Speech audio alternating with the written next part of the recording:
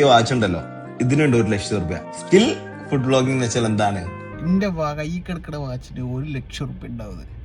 എവിടെ 10,000 12,000 സാലറി വാങ്ങണ ചെക്കന്മാരെ കൈമ കാണാം 1.5-2 ലക്ഷം റുപ്യന്റെ ഫോണ്, പിന്നാണ് എൻ്റെ 1,00,000 റുപ്യന്റെ വാച്ച്. ഫുഡ് വ്ളോഗിംഗ് പണിയെടുക്കാൻ പറ്റില്ല. അതെ, നല്ലോണം പ്രാർത്ഥിച്ച് മാനം നോക്കിയിരുന്നാ മതി. ഈ കമന്റ് ബോക്സിൽ കൂടാണല്ലോ എനിക്ക് റീച്ച് കിട്ടണത്.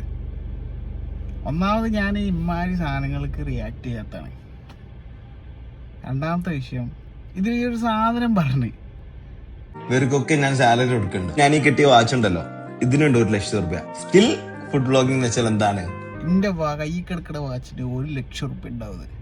എവിടെ 10,000 12,000 സാലറി വാങ്ങണ ചെക്കന്മാരെ കൈമ കാണാം 1.5-2 ലക്ഷം റുപ്യന്റെ ഫോണ്, പിന്നാണ് എൻ്റെ 1,00,000 റുപ്യന്റെ വാച്ച്. ഈ എവിടുന്ന ചെങ്ങയെ?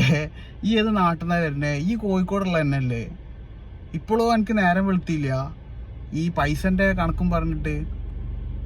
ഈ വേറൊരു കാര്യം പറഞ്ഞു, എന്താണ് സാലറി കൊടുക്കണ അല്ലാതെ തന്നെ ഇലക്ട്രിസിറ്റി ബില്ലുണ്ട്. എടാ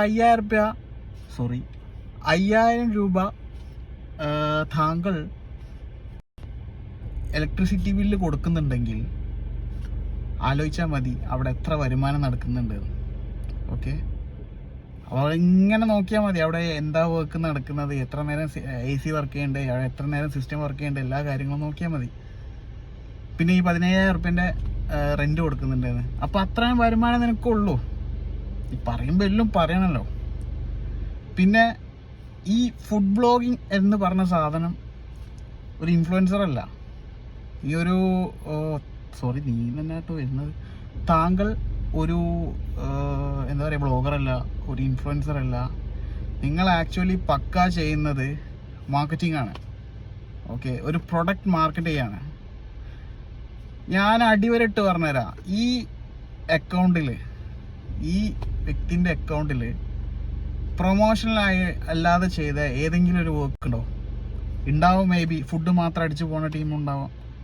ഞാൻ പൊതുവേ പറയാണ്, ഞാൻ ആരും എടുത്തു പറഞ്ഞല്ല, പക്ഷെ ഞാൻ ഈ റിയാക്ട് ചെയ്യാനുള്ള കാരണം എടുത്തു പറഞ്ഞുകൊണ്ടാണ്. ഈ ഒരു കമൻറ്റ് മാത്രം, കമൻറ്റ് ബോക്സിൽ കമൻറ്റ് വരും,